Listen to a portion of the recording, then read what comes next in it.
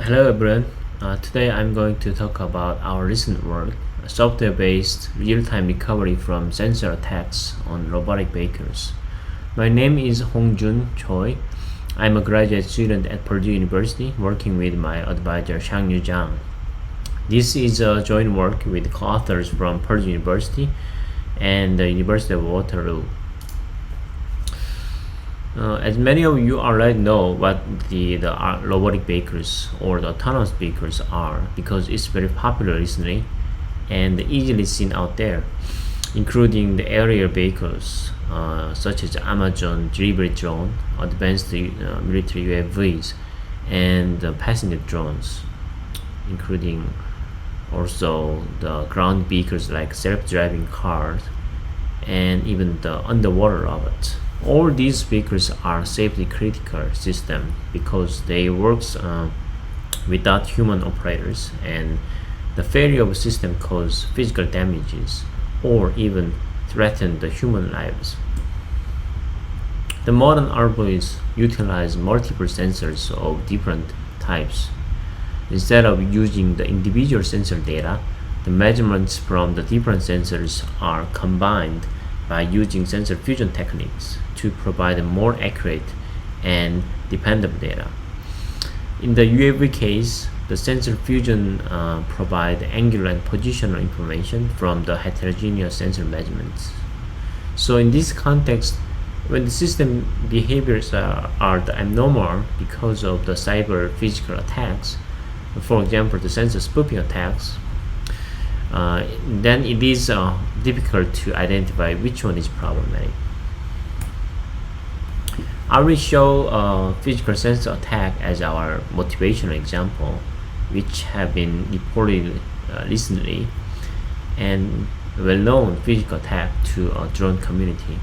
In this attack, the attacker compromised the gyroscope measurement using acoustic noise injection.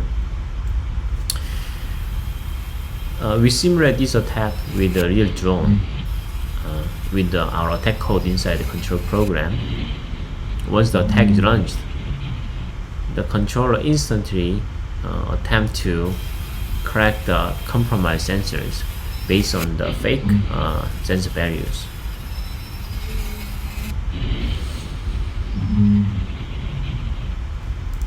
So many previous works, including our CI framework, can detect the attack immediately. However, as you can see, we will still observe the crashes. So in this work, our goal is to prevent the immediate crashes and provide a recovery technique to be resilient to the physical sensor attacks. Then let's take a look at how the attack compromised the system internally for the better understanding. The left figure shows the high-level control loop, and the right one shows the simplified corresponding code in the control program. The main control loop is invoked at a certain frequency by the runtime scheduler, and it performs a core test from the reading sensors to generating actuation signals. Especially this function AHRS, the attitude and heading reference system, is related to the fusion process of the gyroscope sensor readings. It reads the multiple gyro measurements through the hardware interface and merge the information by weighted sum, and the data is processed to obtain the angular states. During the spoofing attack, the compromised sensor generated long angular velocity values. Even after sensor fusion, the resulting gyro values combining with the benign ones can be still compromised. The common countermeasure would be to leverage sensor fusion technique with hardware redundancy. This figure shows the typical TMR architecture. The same physical properties are measured by multiple sensors, and the fusion algorithm combines the redundant information to generate a single output in competitive or complementary ways. In this approach, there are limitations. First, although this sensor fusion technique can increase the accuracy of the measurements, it basically does not aim to defeat the sensor attacks. And the hardware redundancy improves the security, but does not work when the majority of sensors are compromised. Also, when the majority of sensors are compromised, it is difficult to identify which sensor is problematic. Last, it requires additional cost for the redundant hardware sensors. In the previous example again, let's see how our software sensor approach works. To defeat such a sensor spoofing attack, our software sensor will be inserted into the main control loop. In the control loop, the system model predict the system physical state, and the state will be converted into the software sensor. And at runtime, software sensor keep monitoring the corresponding mirror sensors, and recovery switch turns on the software sensor as a backup when the real one has a problem. Here's our threat model. We target a physical sensor attacks that corrupt sensor signal through external means. So we assume that the attacker cannot access to the internal state, such as true sensor values. This means that the attacker cannot generate constant deviation between true and fake signals. An attacker can inject the signal in random or controlled manner and can compromise multiple sensors at the same time with different attack techniques. In this work, we do not consider the traditional software attack in the cyber domain, so our recovery framework is running as a part of the control program and safe against the cyber attack vectors. This software-based virtual sensor approach is very intuitive and simple. However, there are many technical challenges. First, we need to handle how to efficiently generate multiple sensor measurements. Second, we need to consider how to handle the intrinsic errors such as model inaccuracy, conversion error, and external disturbances. Lastly, we need to determine how to turn on and off the recovery mode and isolate the compromised sensors in time. Here's a high-level workflow of the software sensor generation. For the first step, we build the system model through system identification, which is a widely used technique to derive the system model for the RVs. Once the system model is derived, we can construct the software sensors that operate on model response. These take the physical states predicted by the model as an input and produce the corresponding sensor readings. In this step, we handle inherent errors of the software sensors and apply the various error correction techniques. Our techniques utilize the window-based recovery switch on the sensor-specific thresholds. We determine these recovery parameters in the next step.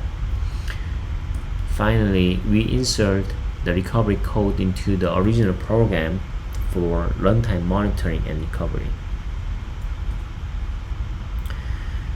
The system model is a mathematical equation reflecting the RV's physical behaviors.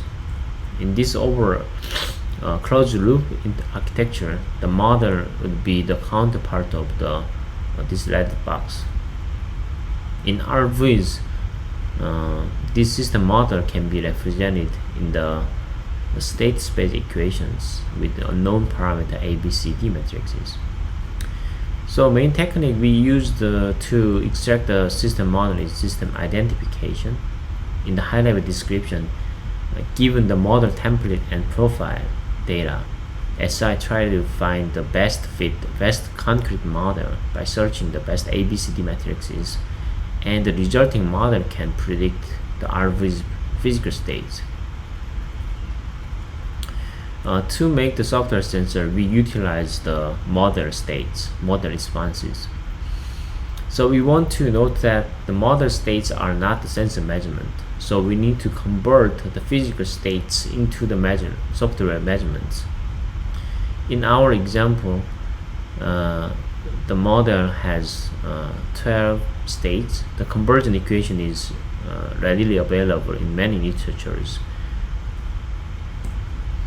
Some of sensor reading can be used directly, like the gyroscope and GPS, because our model states include the angular velocity and positional states. Other sensors like the accelerometer, the barometer, and magnetometer use the converting equations to make sensor measurements from the model states. Additionally, we might need some coordinate frame transformation, because in some case, like the velocity states in the earth frame can be transformed to the accelerometer measurement in the body frame. The graph shows the software sensor readings and the corresponding real sensors.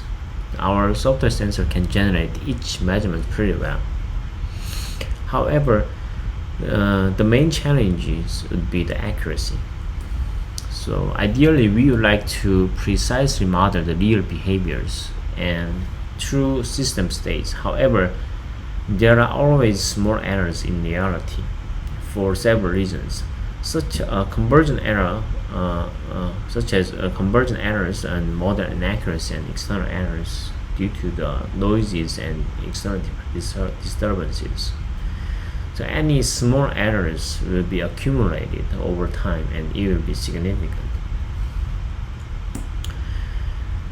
So we provide various error correction techniques.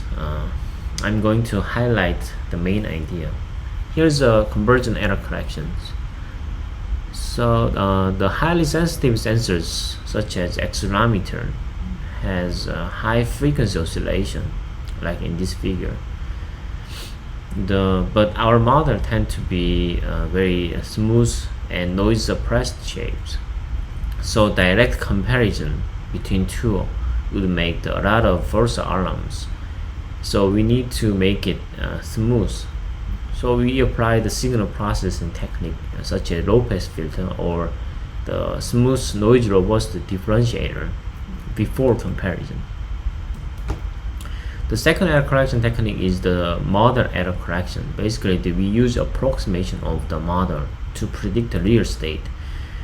The prediction drift and accumulate errors are inevitable. To overcome the accumulate errors, we use the window-based synchronization technique to reset the error occasionally.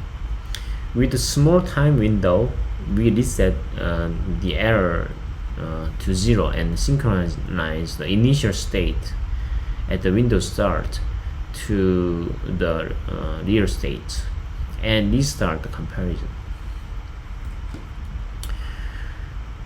Final error correction technique is external error correction. Our model does not include external effect such as wind. Therefore, we need to compensate the forces because of external the environment effects. In the first figure show that the comparison between real and the model states in the normal hovering operations. From the current states, without the external forces, the both states should be identical. However, when the wind generates the external forces to green arrow here, to compensate the external errors, the controller increase the speed of right motors to make it stable. However, the model also increases the speed of right motors without wind forces. So the angular states are different. We calculate these state differences to estimate the external forces. The calculated external forces in the previous window is applied to the next window to correct the external forces. This technique is especially effective when wind is static, but when the wind is dynamic, because the wind size is very small in the millisecond unit, it pretty works well in practice. Evaluation. So we applied our technique to the 6 vehicles, including 2 rear and 4 simulated vehicles.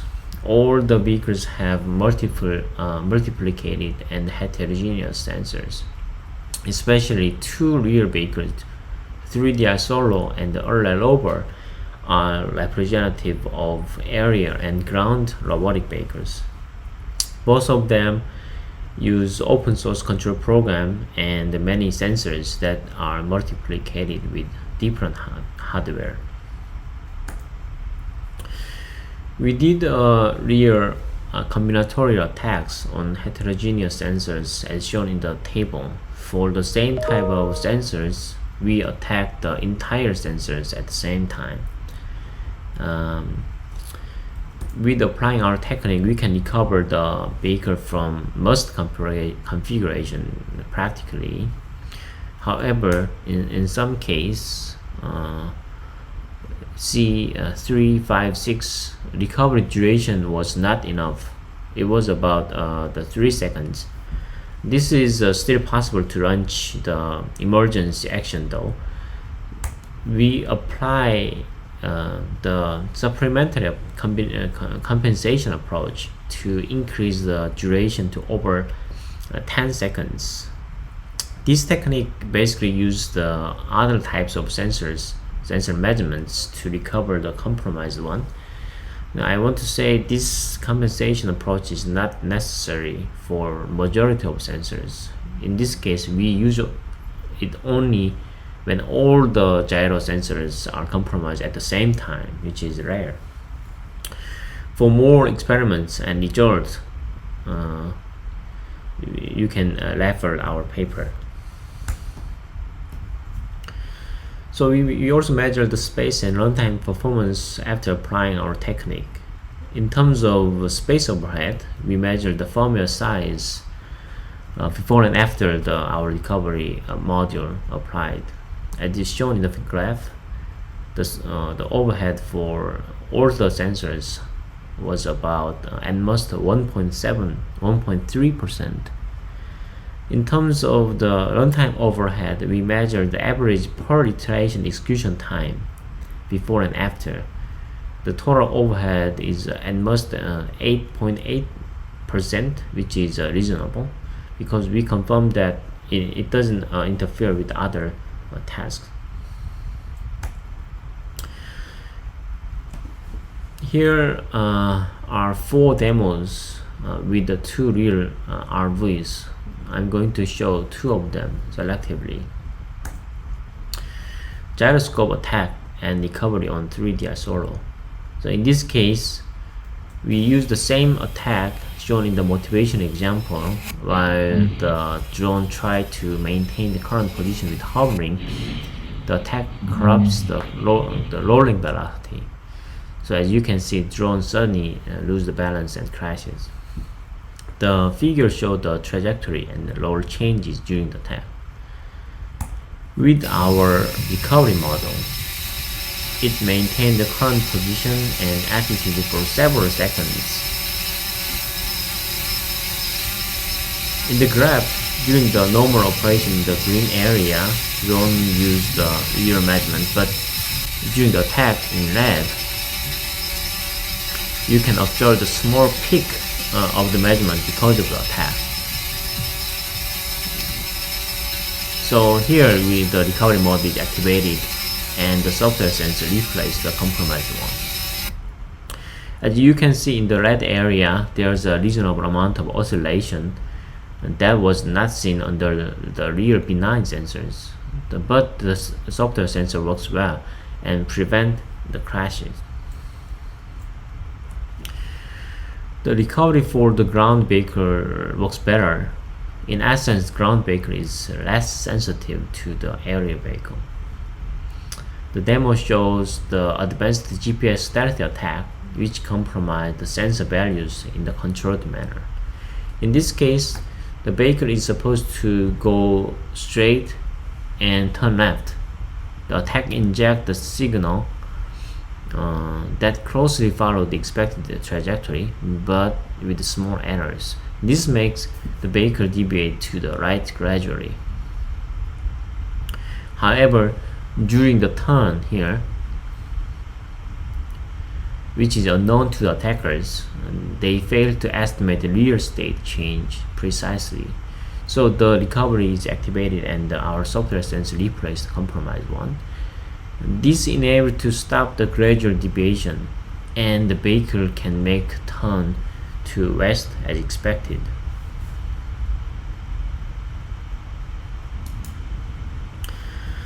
So in summary, we propose a novel sensor attack recovery techniques for robotic vehicles. Our software sensor frame supports the heterogeneous multiple sensor recovery, which is practical and generic for various RV systems.